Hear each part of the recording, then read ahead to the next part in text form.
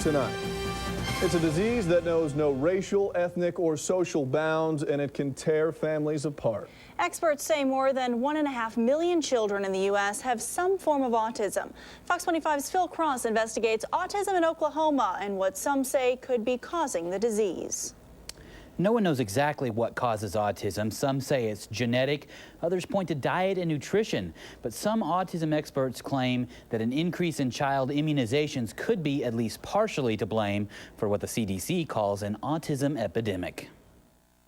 The boys were born 10 days apart. They were premature, but when they came home, they were very healthy babies. Nick and Austin Rohde are twins. Born several weeks early, their parents say the boys' first few days were a struggle. They just had the will to live. They're fighters, and both of them were fighters. Just when the Rohdes thought the boys were finally catching up with other children their age, something started changing with Nick. After we'd had their vaccines, after they had their shots, Nicholas stopped doing certain things as Nick began to lose more and more skills. And then after his second set of shots at about 5, we lost him completely. A doctor told the Rohdes Nick had autism. Now 10 years old, Nick gets intensive one-on-one therapy. Nicholas, focus. Good job. I know. His parents say he's making progress. Good job. We have little tiny victories, but they're huge milestones. But what caused Nick's autism? Some researchers point to problems with immunizations.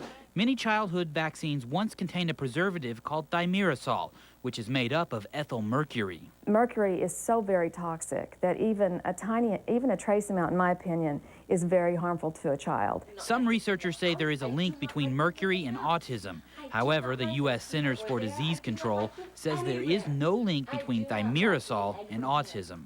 They've taken out mercury of almost all children's vaccines, including the little bit that's left in influenza vaccine, and autism diagnoses continue to increase. Dr. Stephen Crawford is a strong supporter of immunizations. We do know that if we stop vaccinating appropriately, children become ill and sometimes die. I'm certainly not anti-immunization because I think immunizations have really been a boon to this country. Dr. Delmar Geen specializes in treating children like Nick Rohde. 1 in 94 boys that are born may be born with a neurologic disease. It may not be autism, it may be somewhere on the spectrum or something of that sort. That's, to me, that's catastrophe. I know, it's so exciting. Dr. Geen says the increase in the number of children with autism could be linked to the number of vaccines now required for children. In 1983, there were only 10 vaccines on the immunization schedule.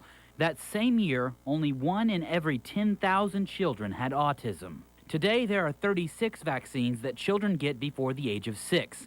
And today, 1 out of every 150 children will be diagnosed with autism. When you then give a child a vaccine that may actually get 5, 6, 7, 9 immunization issues in one day, we may have overwhelmed that child's immune system to the point that it could cause deleterious effects. That's an interesting theory.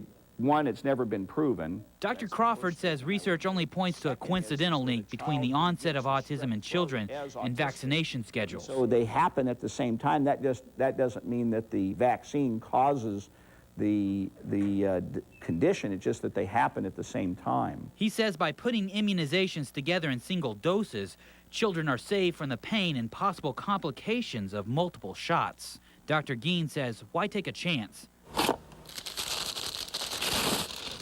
If you look at the ingredients in vaccines, you'll find many still contain chemicals like aluminum, mercury, and even formaldehyde.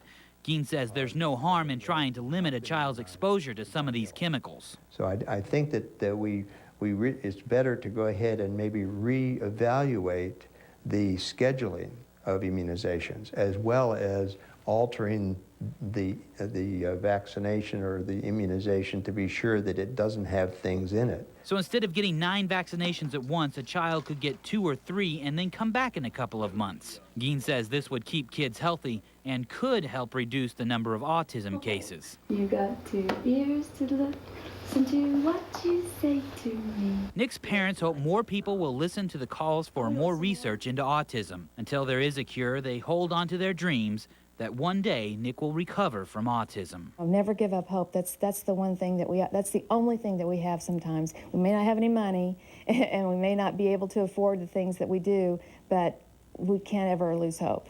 Don't ever give that up.